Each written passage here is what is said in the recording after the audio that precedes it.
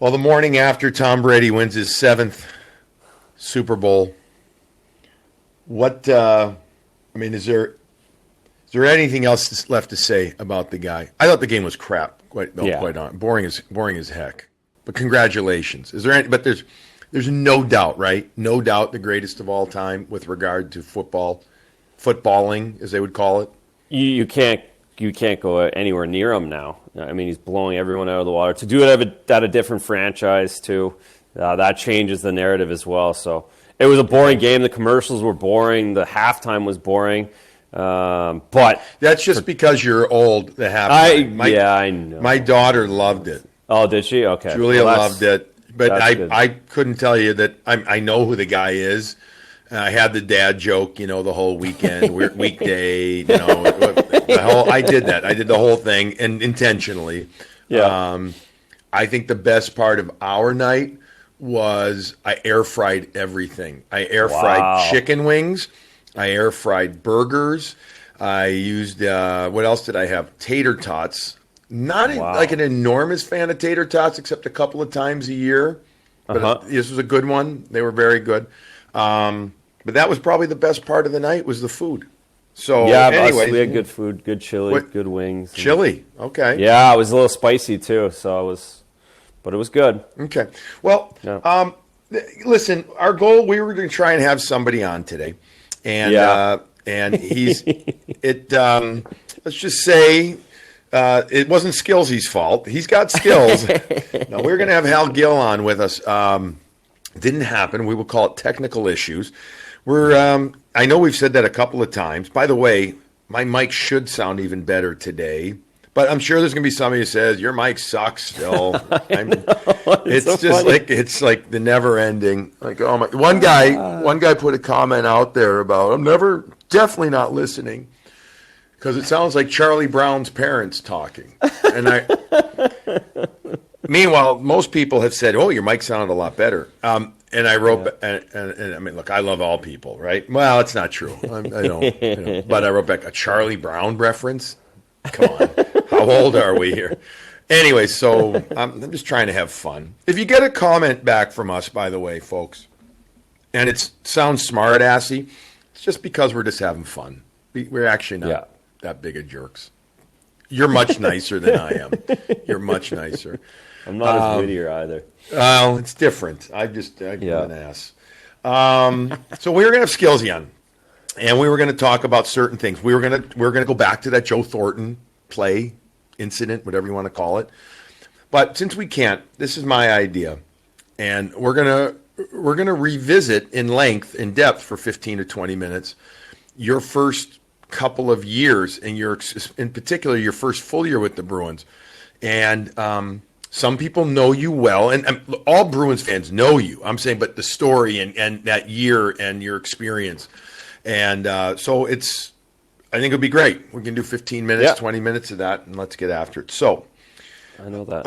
A young boy from somewhere in Ontario. No, you come in, Northern Ontario, you come in, not highly drafted in the sense of, you've talked even on this show before, of mid-round, basically, and expectations low. You get yourself going. You start playing really well in the OHL, right? You get yourself into that opportunity.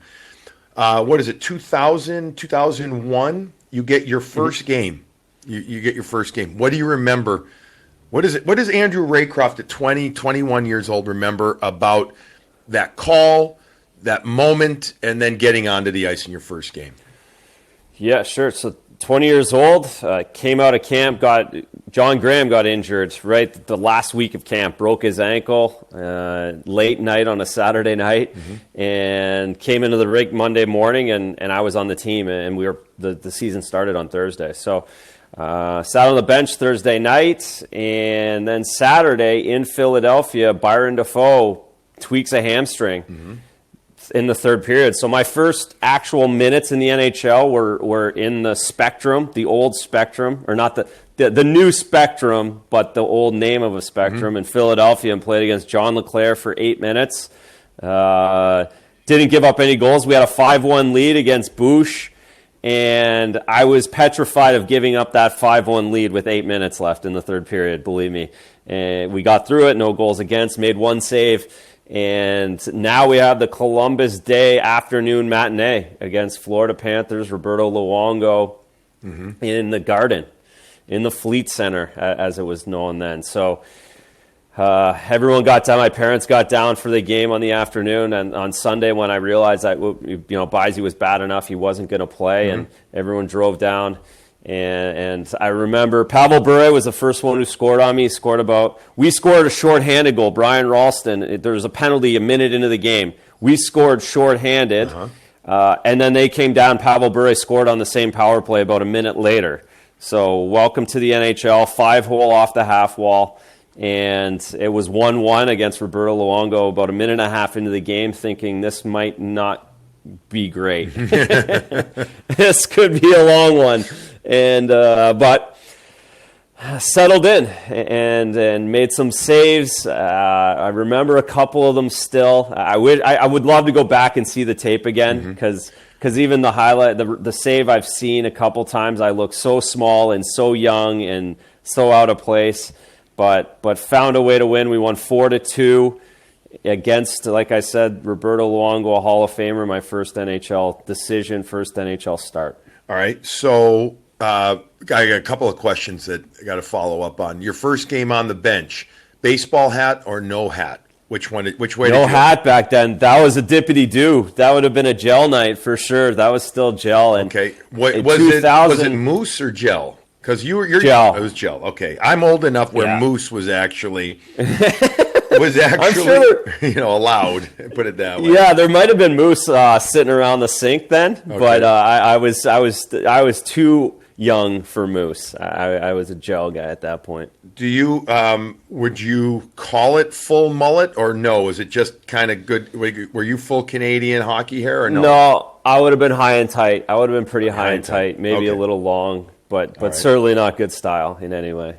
All right. So you gelled, no hat. Yeah. Do you remember any thoughts about that game? Meaning, can you see yourself now on that bench in the game, from 2000? So it's really funny about that game. I was like almost late because I didn't want to get. I was so nervous just for that game to sit on the bench. I was so nervous, but I didn't want to get to the rink at 3:00 and be the only one there and draw attention to myself for being that. So I was trying to time it perfect. And I remember I was in Wilmington staying in the hotel through training camp, and I was by myself and I had to drive in. And I didn't recognize how bad traffic was actually going to be in Boston before the big dig at 4:30 in the afternoon. That's called a rookie move. That is so I played the ultimate rookie move in my first NHL game, and I got in, and Pat Burns is the coach. Like so I get in. I did make it, 10 minutes before 5:00, which is when you're supposed to be there. I wanted to be there 45 minutes before that, but didn't. So I was so nervous. I remember being frantic showing up, but then sitting on the bench, just being able to look around, getting called out. Opening night ceremonies. I remember skating out and no one clapping because no one had any idea who I was. There was a Andrew clap. Andrew Ray, not Ray Croft. There was. You could basically hear everyone in the stands asking, "Who is that? How do we have a goalie we don't know?" That time for the Bruins, right? All right, so you go 15 games that year that you participated in. 15. Yes. Then your next year, 1. Yeah. Then 5. Yeah. So how were those 2 years for you from a confidence, from an ego, from a where am I perspective for you? Because you went from this not to nothing, but almost, a lot less. Certainly. So I was ready to go. Excuse me. I was ready to go back to the minors after those 15 games. It was, I was there, but it was, everyone's older. It was different. I was on my own in the hotel for 4 months. Like, it was getting really difficult socially for me as a 20-year-old kid. Everyone's 35 on the team back then. So the next year, I struggled in the minors at the end of the year. The next year was my first I was in the minors, but I turned into a pro. Really, really settled myself in, had a really good AHL career. That one game I played was right after the All-Star game. Okay. And Byron Dafoe's wife was having a kid. It was in Long Island. I flew to the small airport on Long Island that morning. L.I. MacArthur. Yeah, They used to have shuttles there. I loved it.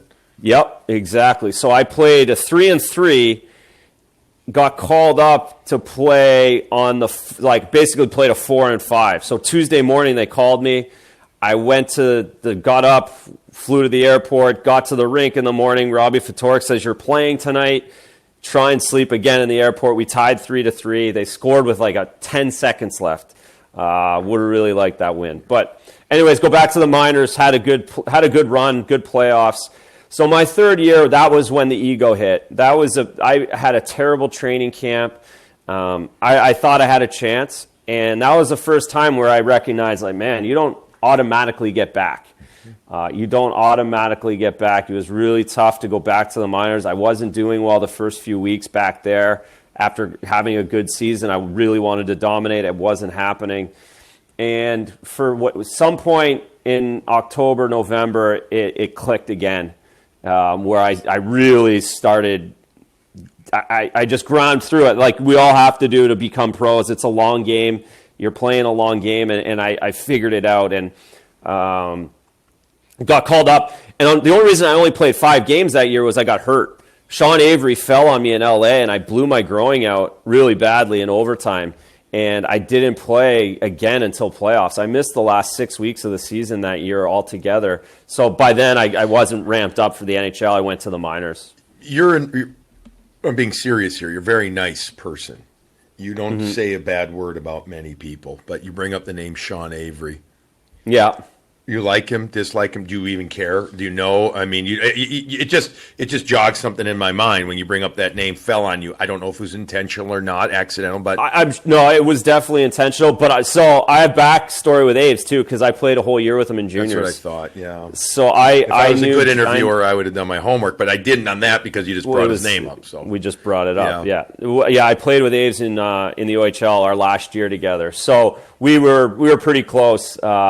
As much as Aves, you want to punch him out most days in the dressing room when he just is relentless and on. He was a pretty good-hearted guy, at least, especially when he was 19. We got along really well, spent a lot of time together. So yes, I know he fell on me on purpose. That was his thing. He probably did want to hurt me, but at the same time, he didn't want to hurt me. It wasn't egregious. He was battling in front, and we see it all the time. You see guys try and fall on goalies, and that's what happened to me. We still won the game, so I was happy about that. Yeah, but you had a blown-out groin. But then I had a blown-out groin. That hurt a lot. I mean, groin muscles suck. Groin and hammies are just the absolute worst. Especially for goalies. Oh, well, yeah, just brutal. But so that year that you only played 5 games, you had a couple of beauties that were also there. Steve Shields. I know Shieldsy well. Talk about good guy, different bird. Different bird. I mean, he was great with me. He was great with young guys. He's a great guy. He's, Johnny Graham, you mentioned him before. You had the veteran Jeff Hackett, 34 years old. And then Timmy Thomas was 28, getting indoctrinated. His run in the NHL was just getting going. Yeah, so that was the year. Timmy and I were in the minors together that year. And then the next year, which I'm sure you're getting to, is I made the team. I was at that playoff. So that playoff set everything up in the AHL. We ended up losing in the first round. We lost in 4 games to the Manitoba Moose, which was an upset because we had a really good team. I gave up, what was it, 1, 2, 3. I gave up 5 goals. All 4 games went to overtime. The first one went to double overtime, and we lost in 4 games.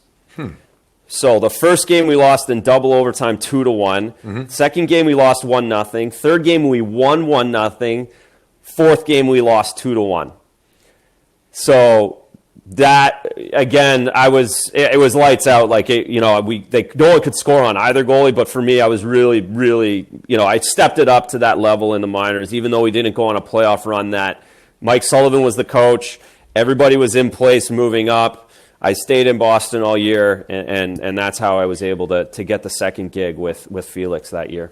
So that's the progression. You've lived it now. You understand it. Now you're saying, okay, so now you can also be the guy, the mentor to others who are going to go through it. That's just invaluable, the resource that you have, a personal resource. And now I'm sure you're using some of that for the young goalies that you're coaching. I know it's different. We're not talking about them being NHLers, but having that valuable experience.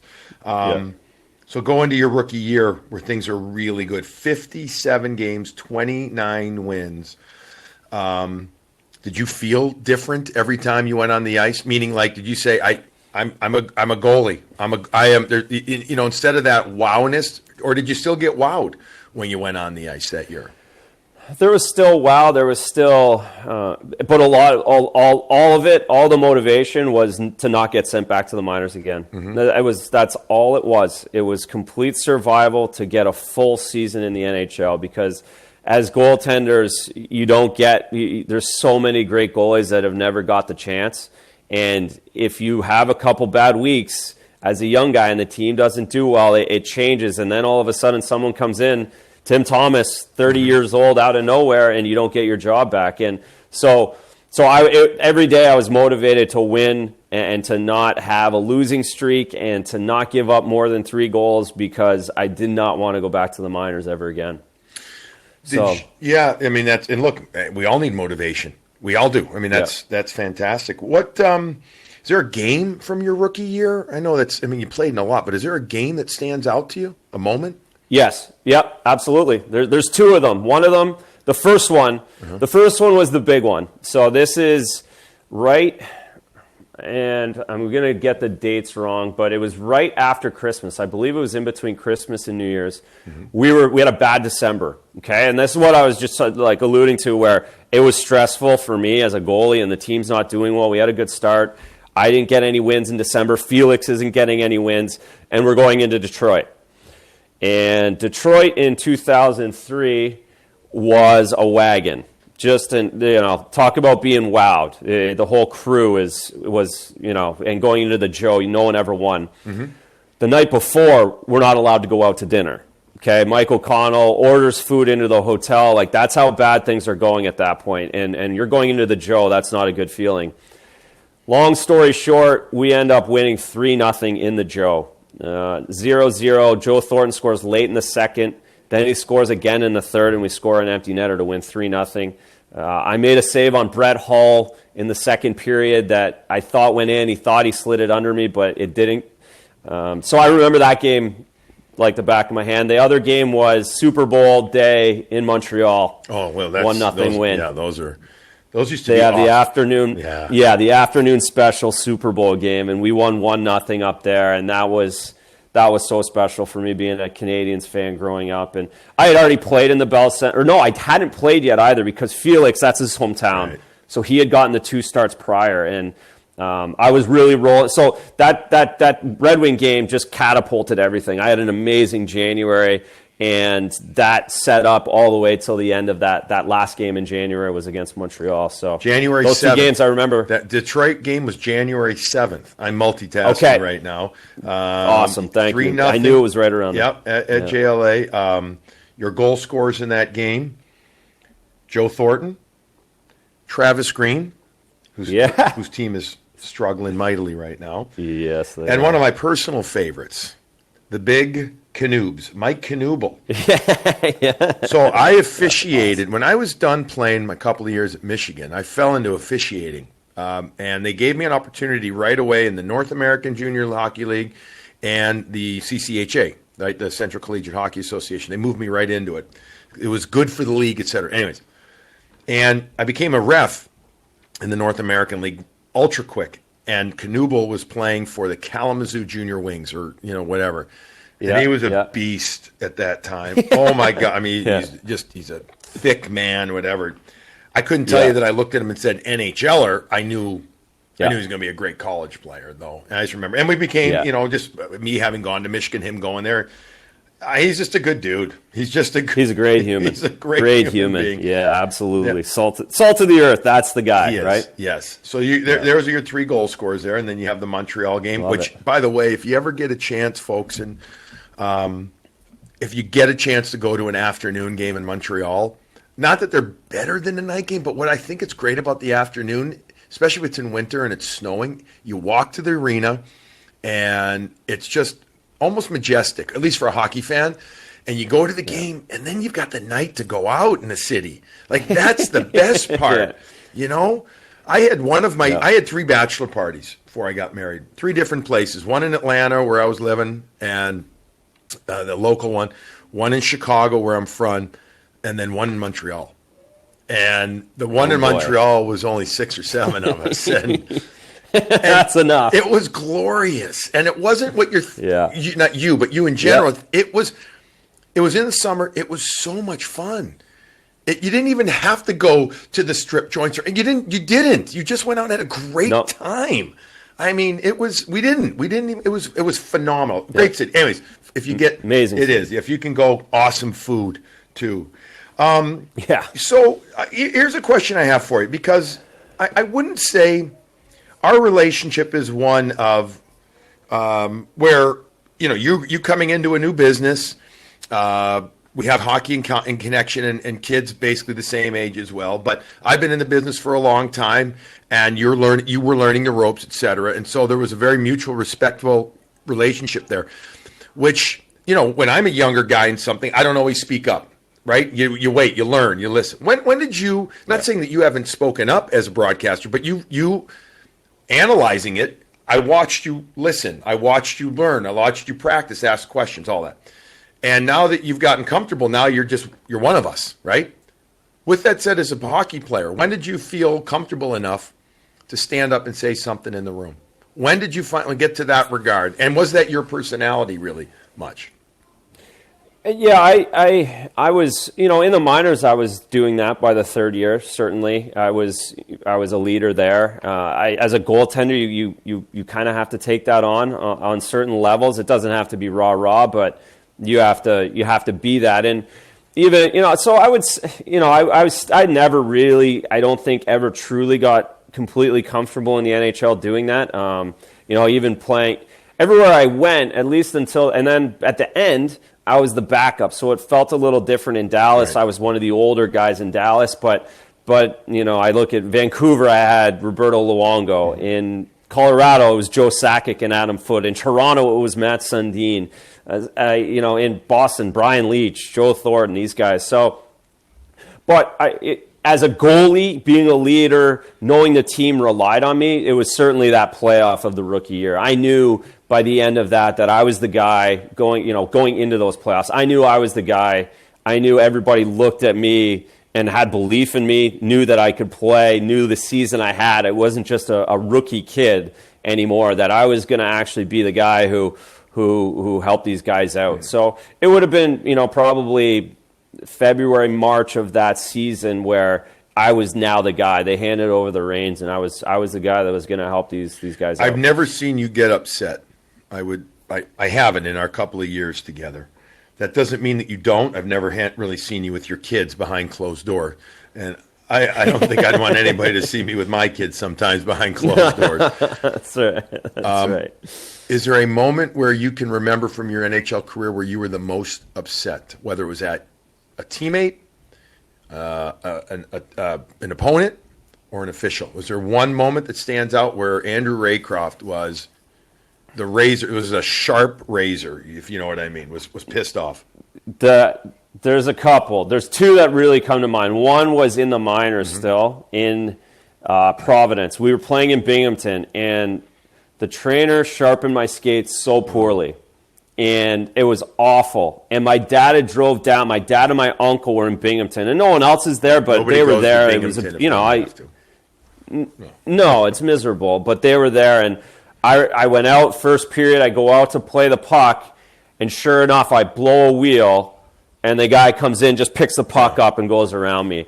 And I remember throwing my skate across the room in the first intermission, like, get this thing figured out. I was so embarrassed and so mad. That was one where I treated the trainer poorly, and guys were like, whoa, where'd that come from? But that was just being in the minors, all the, just the frustration. And then the other ones in the NHL in Boston, the '06 year where everything went to crap, and I got yanked in the Garden, and I exploded my stick on the bench. I think there was a picture of me doing it in the Globe or the Herald, walking down the runway, and that was kind of the end here in Boston. But I was mad at myself, everybody, the coaches. I was just mad at everybody at that point, and I look back at that one like, ooh, that wasn't my best moment either. Well, but sometimes anger, if you don't get the anger out, what are you going to do, right? Who was the guy in practice? And you played with some amazing players. You mentioned Sakic and Sundin. Who was the guy in practice of all your guys that you played against that you couldn't stop? That 90, let's call it like 90% of the time, well, maybe not 90, 70% of the time, which is a lot, he'd beat you. As much as you would try, he would still beat you.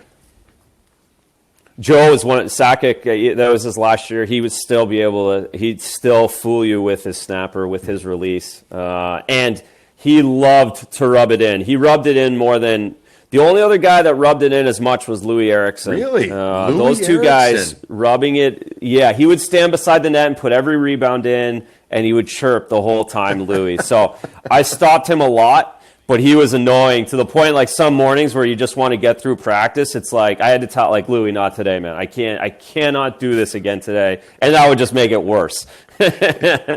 But Joe Sakic was I completely understand how he got 9,000 goals in the NHL, because when in his prime, his snapper must have been incredible. So he doesn't seem like a guy. Neither of those guys seem like a guy that would rub it in.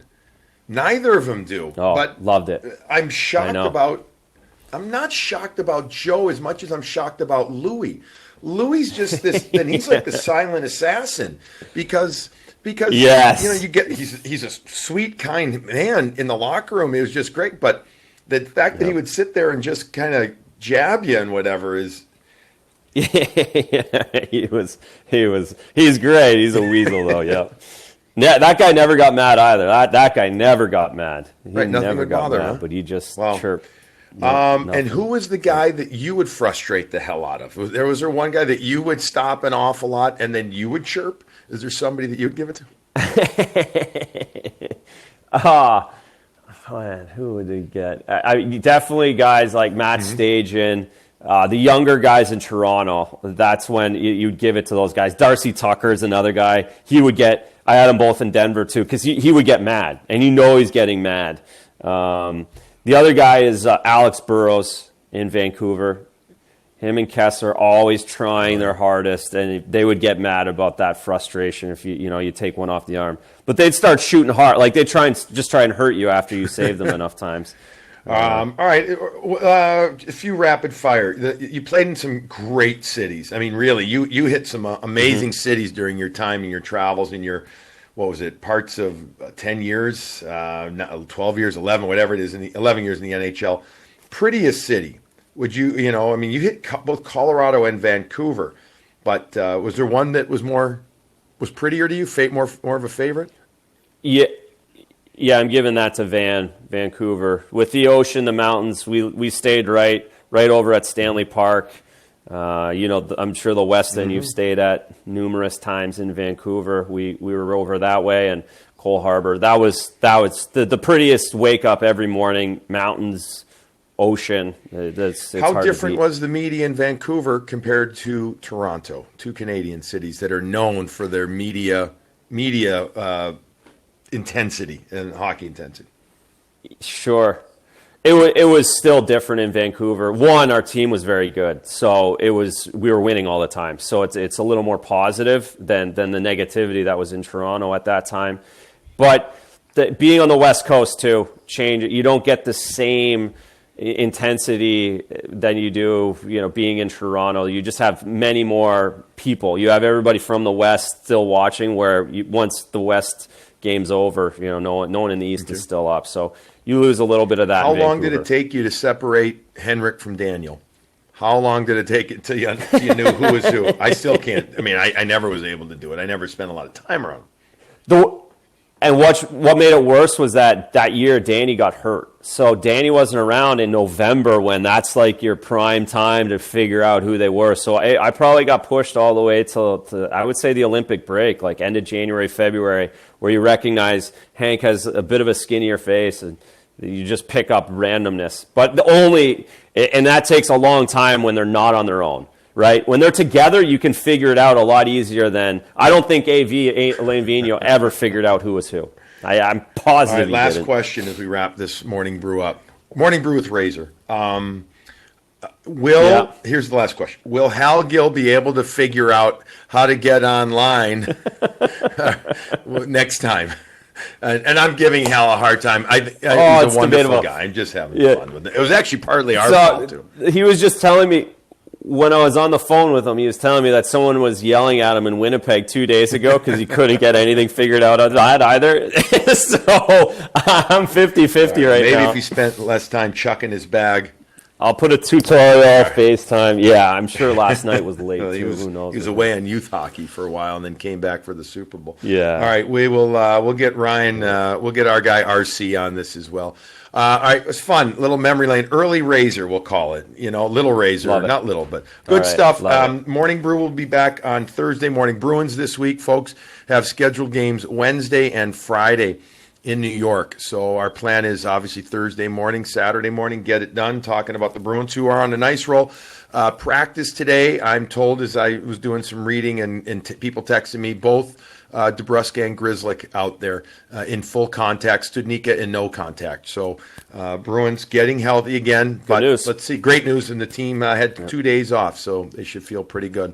All right, good stuff, Razor. We'll catch up Wednesday morning or Thursday morning. All right, see you later. Radio, Thursday morning.